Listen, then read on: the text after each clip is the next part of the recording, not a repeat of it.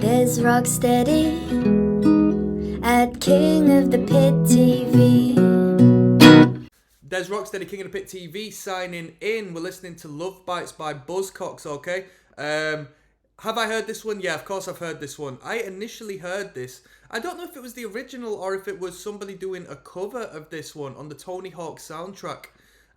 Was the original Buzzcocks number on the Tony Hawk soundtrack? I think it was a fun one, I think. Great tune. What more can I say? Let's jump in. Correct me if it wasn't Fug One. I don't think it was number 2, was it? Let's go. I've heard this before, of course.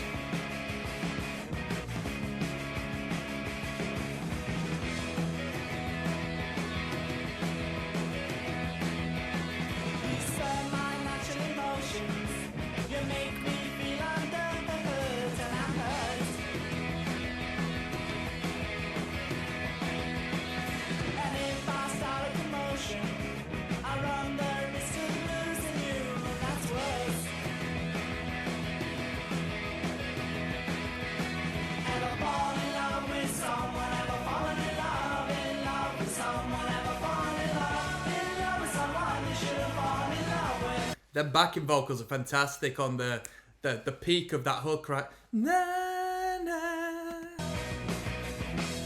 I can't see much of the future unless we find out what's to blame. What a shame. It's actually unbelievable that this is an original song because it sounds like it should be a cover. Was it on the Shrek soundtrack? A majority of us know there was a guy working on that Shrek soundtrack who loved punk rock. Was this on the Shrek soundtrack? That's crazy if so. Anyone who thinks punk can't be romantic has never listened to the Descendants. I'd say Descendants was less romantic and more unlucky in love, to be honest.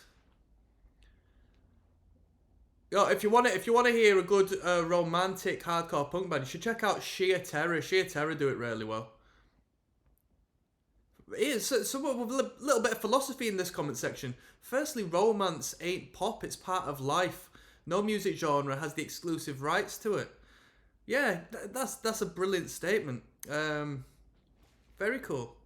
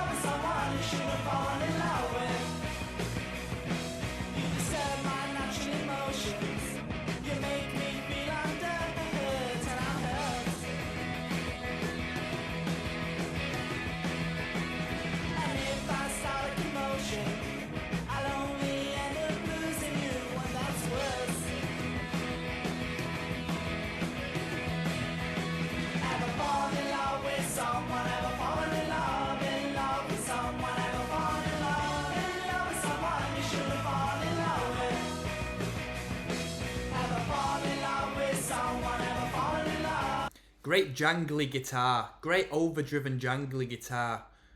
No excess of overdrive and so forth. It's the sort of guitars I really like in punk rock.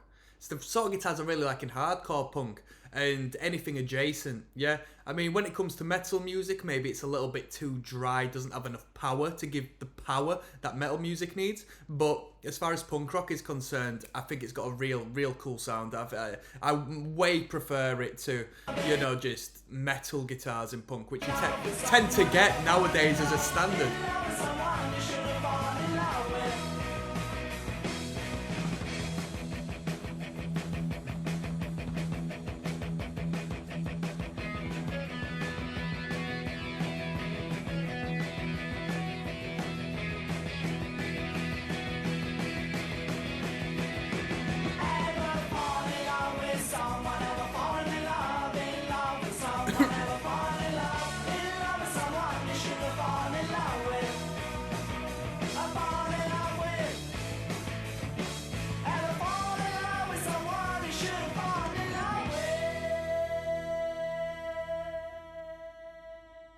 I mean, it's a good tune. It's a good tune. Clearly, it wasn't a first time listen, so let me re-elaborate on that. But it stands out.